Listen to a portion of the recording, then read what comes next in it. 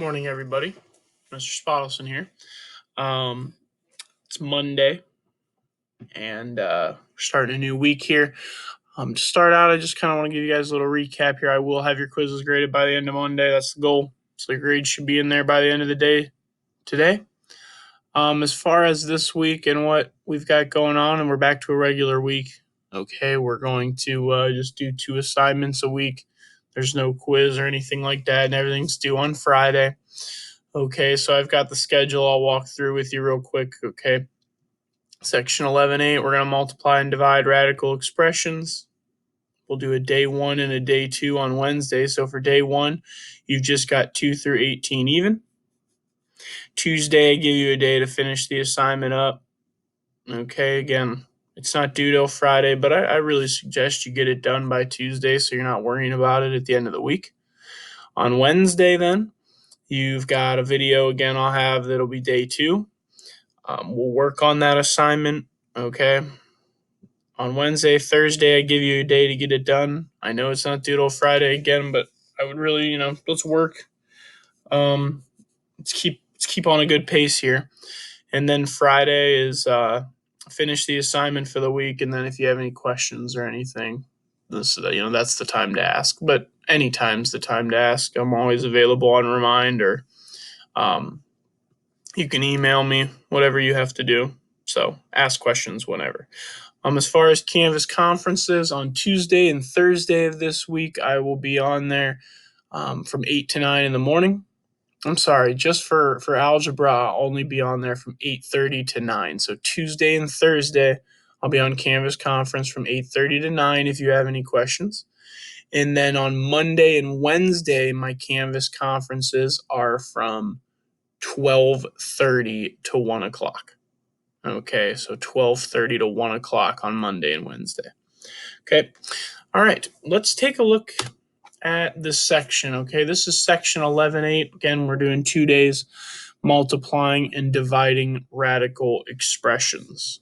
Okay, there's not really any notes for this, just a lot of examples. Okay, you can use the product and quotient properties today. Obviously, since this is day 1, we are only going to work on our product properties that you've already learned to multiply and divide expressions containing square roots. Okay, before we start here, let's review a little bit, okay? If you remember, all right, 2x plus 3x, when I add those together, I get 5x, okay? The only reason I can do that is because I have like terms. If I had 2x plus 3y, I couldn't do it. It was just 2x plus 3y because I didn't have the same variable. Now, if if I do 2x times 3y, okay, I could always do that. I would end up with just 6xy.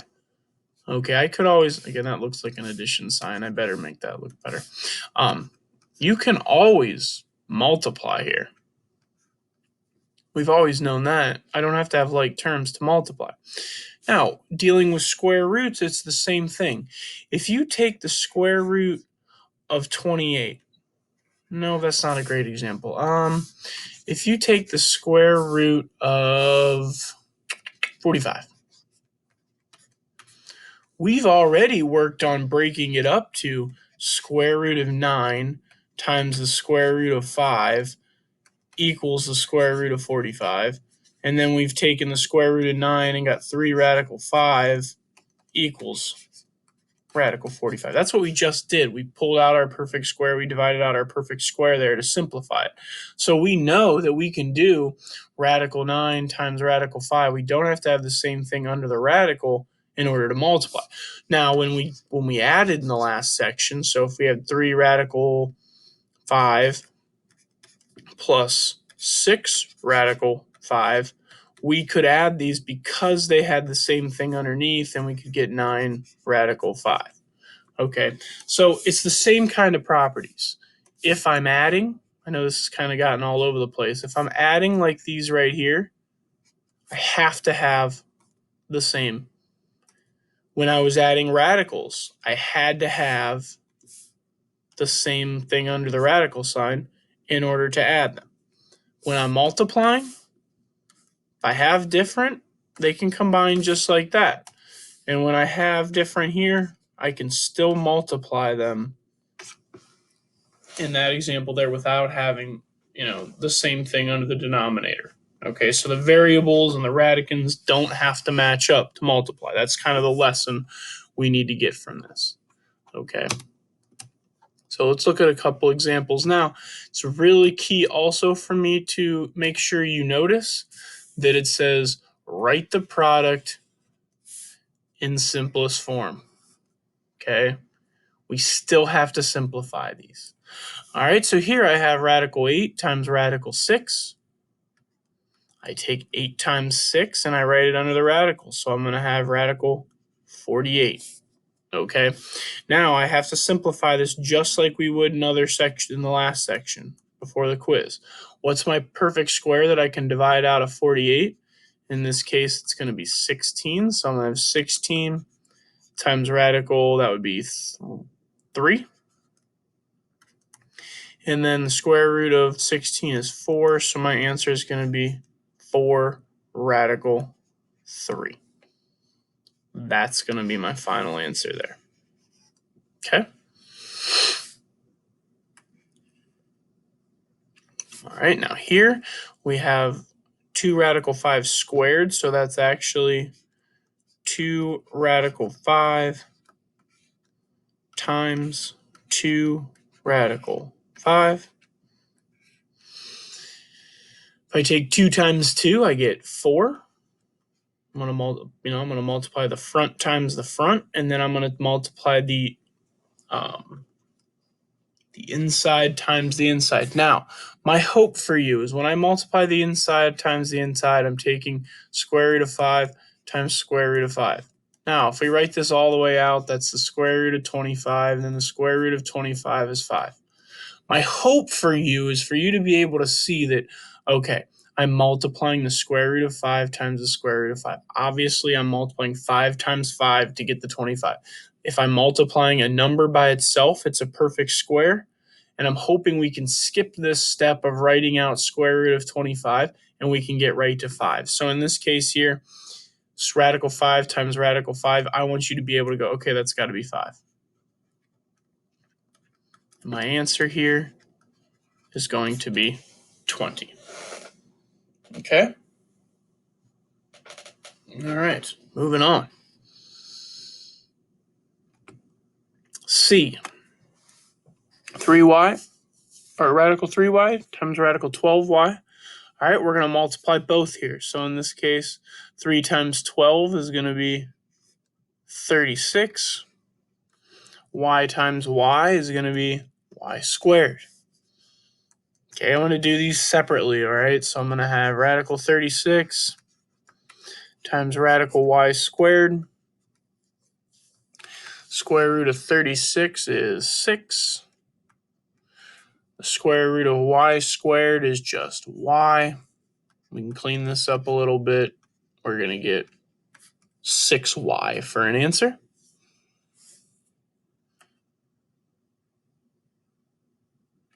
All right, last easy one that I like to call it.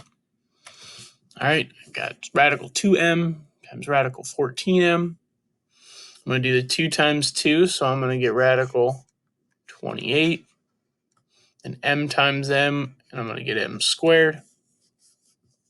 All right, I'm going to break this up a little bit, so I'll have radical 28 over here times radical m squared there.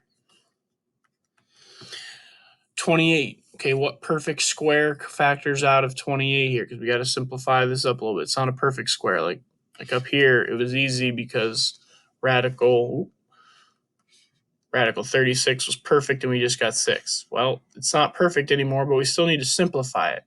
The perfect square that comes out of 28 or divides out of 28 is 4. So I have 4 times radical 7 times, and then radical m squared ends up giving me m. So I'm going to have 2 radical 7 times m. And to make this a little bit better, since this isn't under a radical, I can move it to the front. And I'm going to end up with 2m times radical 7. Got an answer there. All right. All right. Those are what I call the easy examples. Let's move on now.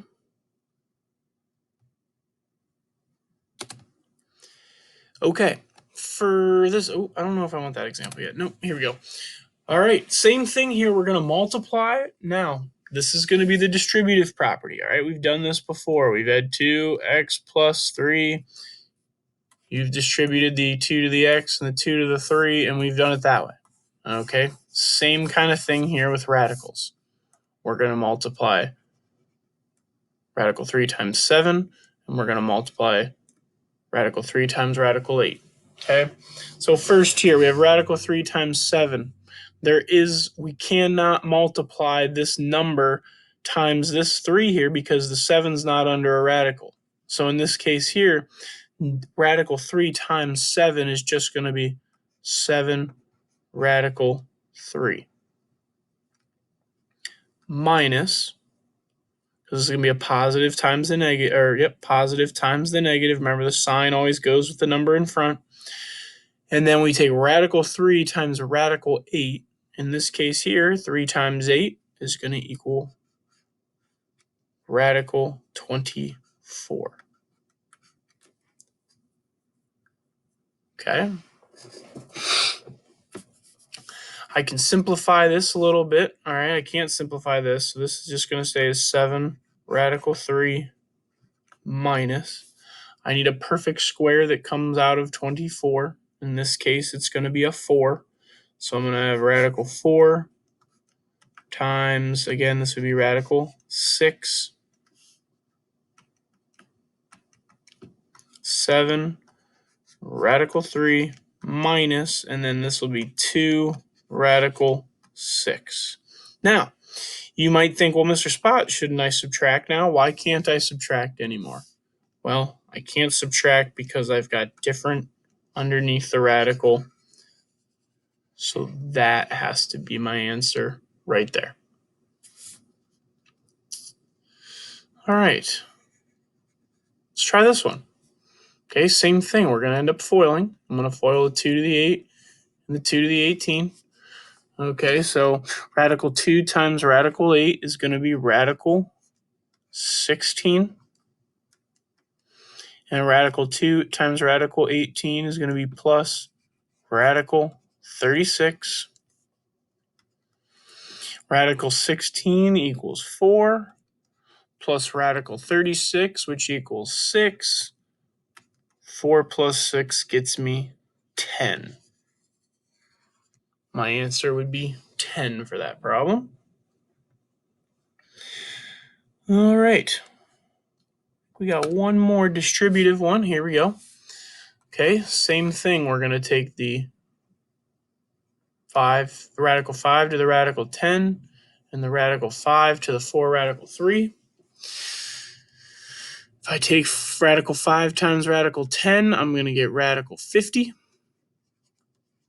plus radical 5 times 4 radical 3 is going to be 4 radical 15.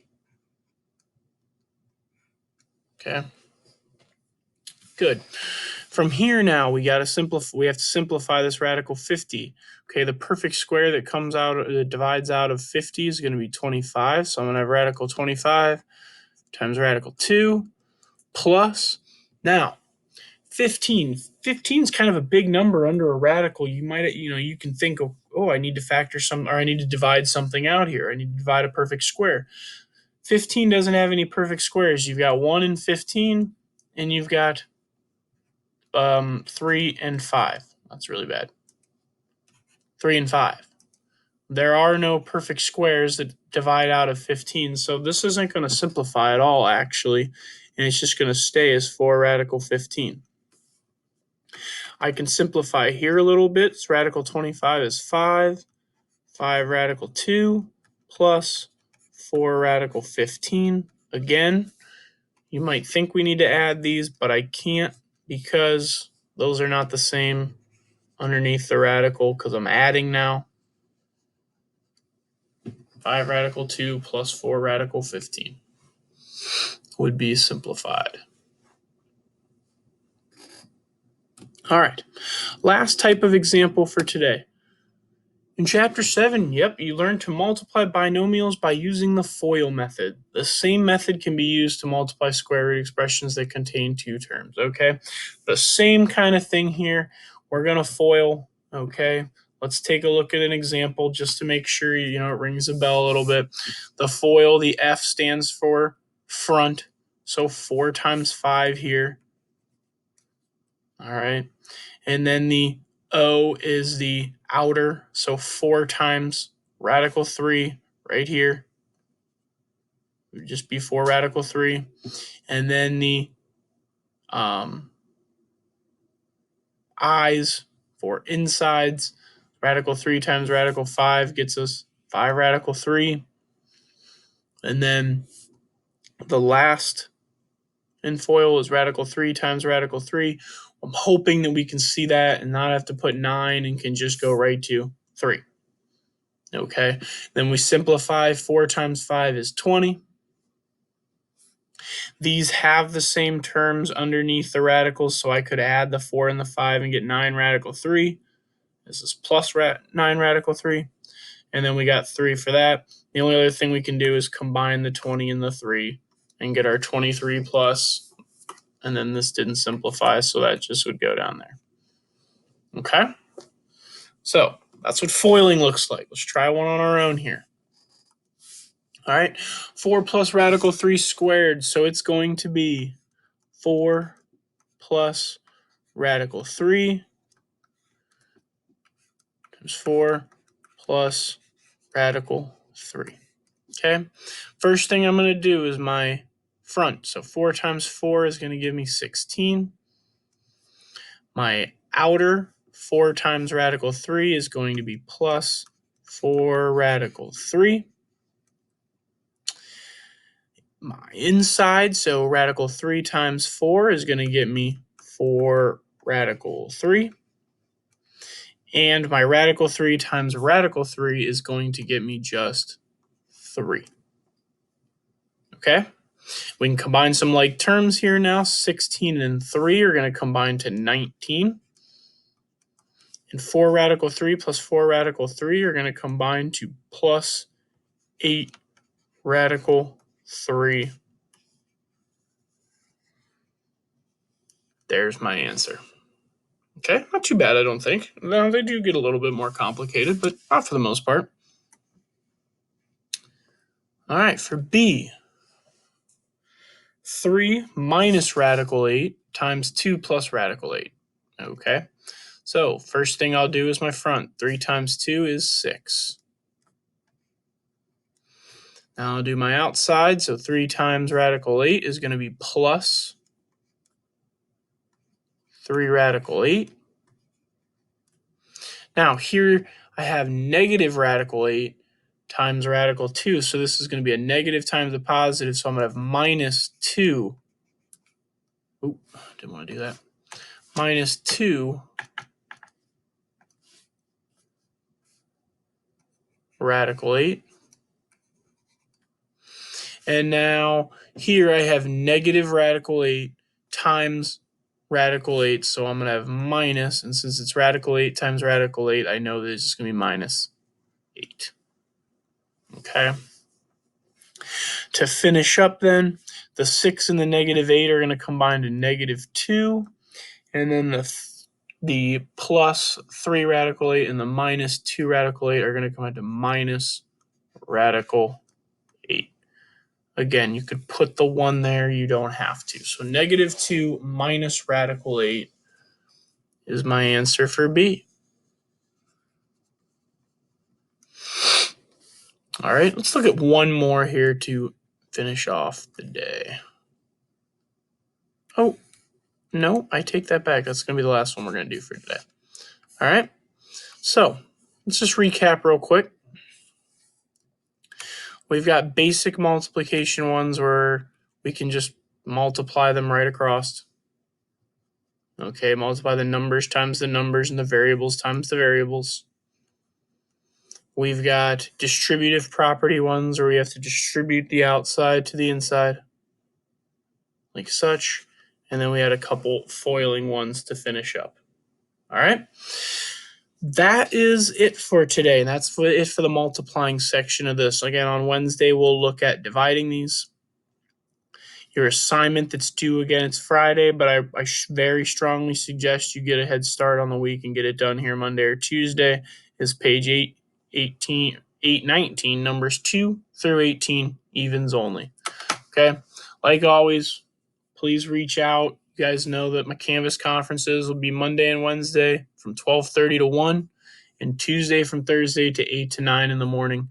But if you need a Canvas conference at some other point, send me a remind, send me an email. I would be more than happy to set it up whenever you need it. I'm just hanging out here. Okay? Thank you guys. Hope everyone's doing fine. I miss you guys. Bye.